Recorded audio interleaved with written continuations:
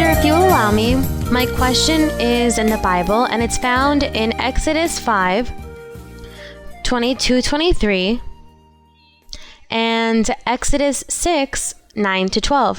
If you will allow me, sister, what I have understood from these chapters is that Moses was a man chosen by God. God showed him his power and chose him to deliver his people. He placed Aaron, his brother, so that God may speak through his lips to Pharaoh.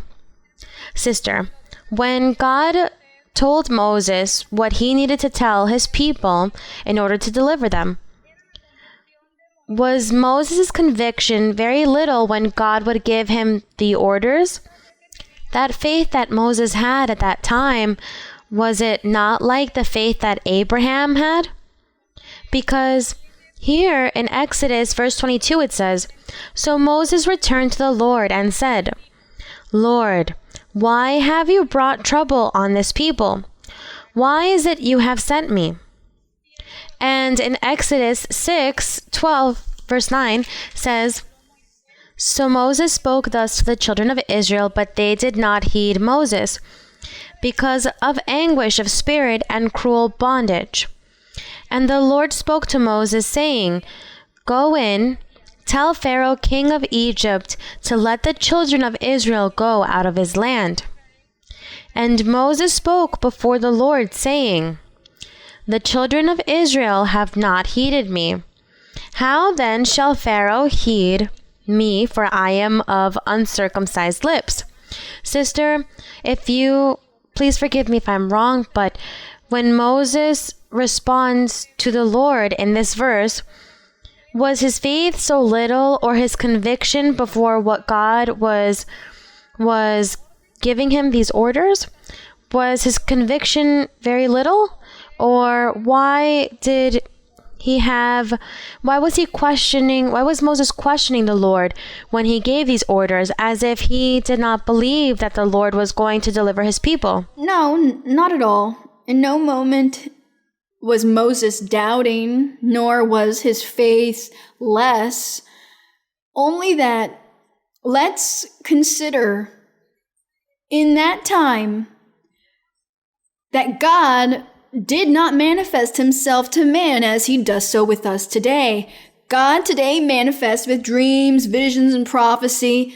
And so we are realizing the Lord's manifestation in that way. But in that time, they didn't have any of that. The people of Israel, no one had dreams, no one had visions, and no one received prophecy. It was only Moses who had experiences with God. So this is why the people of Israel did not accept what he said. And many against one, well, they were causing affliction upon Moses, and they discouraged him because he was the only one who had had experiences with God. The people of Israel did not, and much less Pharaoh, the king of Egypt, much less him. So this is why Moses, when God said to him, "Go and free the people out of Egypt because I'm going to give them triumph. I'm going to bless them." So Moses thought it was going to happen the next day or maybe the next week that he was going to free the people. But God did not explain to Moses that to free the people of Egypt, it was going to be difficult, and it was going to be with great sacrifice, that they would have to face many difficult moments and tests. And in order to leave Egypt, God never explained that to Moses. He thought it was going to be easy, that it was just a matter of speaking it and it was going to happen. Now, when Moses saw that the people of Israel were afflicted and that the people were regressing, that the people were refusing what he was saying, and they said, "We don't want to leave Egypt. We want to live here." Well, what did poor Moses do by himself? What can he do against the multitude? He couldn't do anything, and that's why he complained. He rather complained and said, "Lord, but this is what you sent me for? You said to go and free the people, but now I speak to the people and they all reject me. No one believes me. No one obeys me, Lord." That is what was happening. They didn't have the support of the Holy Spirit to believe Moses. They needed to see many miracles and things in order to believe, and Pharaoh likewise. Moses had to work many miracles, and what happened? Well, there were the plagues in Egypt, more than 10, I believe. that occurred. And even with all of that, Pharaoh still did not want to believe. With all the miracles, the river turned to blood, there were plagues of frogs, plagues of fleas, there was darkness. Do you remember what other plagues came upon them? Hail, it destroyed everything. And even with all of that, Pharaoh still did not want to believe. The people of Israel, well, they did not believe because they did not have the presence of the Spirit of God to help them believe. Now what helps us believe is the Spirit of the Lord, because He comes to our hearts. He speaks to us. He moves us. He transforms us. And so then we believe in the Lord, but in that time it was not that way. So it was not that Moses had failed in faith.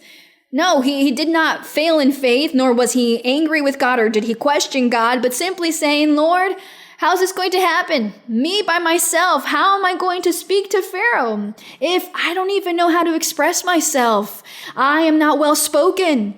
So I can't, Lord, is what he said to him humanly. But of course, the Lord helped Moses through Aaron, his brother.